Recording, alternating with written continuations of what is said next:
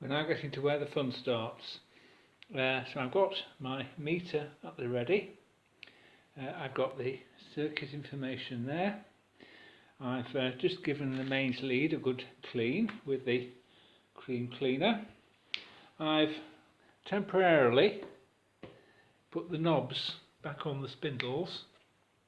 I have given them a clean actually with the cream cleaner and a toothbrush because they were absolutely disgustingly filthy, and I didn't even like handling them because they were so dirty. Now the result of that is they look rather dull. They'll need some further attention and a bit of a polish up. One warning about Bakelite knobs: don't leave them soaking in something to clean them, and that's because although Bakelite is one of the first plastics, it does have in it fillers that I think are derived from wood fibre of some kind, and if you let Bakelite stay wet for a long time it will degrade, so just be aware of that. It's alright to rinse it and wash it under the tap and dry it off, but don't leave it soaking in water. Now, the first thing we've got to do, getting back to the circuit diagram, is look at the mains input as I mentioned before. And what I'm going to do, I'm going to attach the meter across the two lines of the mains input, turn the set on and see what resistance reading we get between points 1 and 5 on the auto transformer.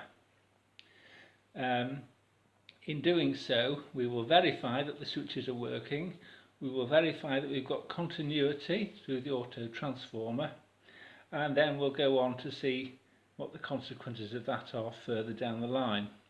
If we look at the information here, listed amongst the other components are the transformers.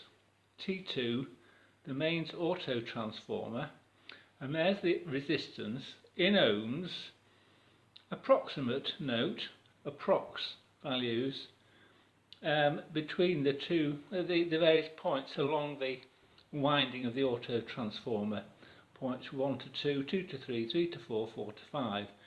Now these points exist because these are the tappings, the adjustment offered to the user of the set for different voltages according to the supplies in the house.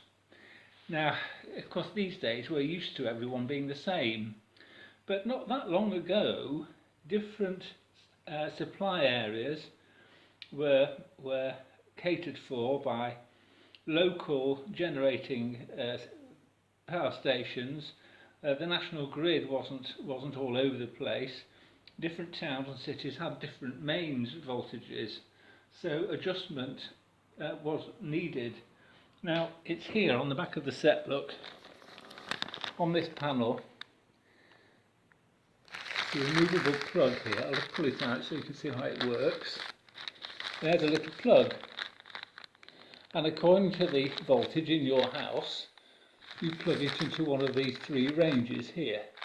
Nowadays you'll always put it in the highest range, which is 235 to 255.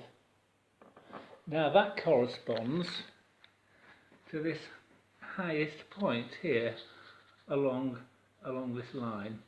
So we've got the mains coming in via the switch to point 1 and coming out of the mains transformer, the auto transformer, from point 5 and back out into the mains again. Now if we add together these resistances, we get 167, which I've written down there to save me doing it again. So we can now attach the meter prods to the end of the flex and see what reading we get. I'll just pause the video there for a second.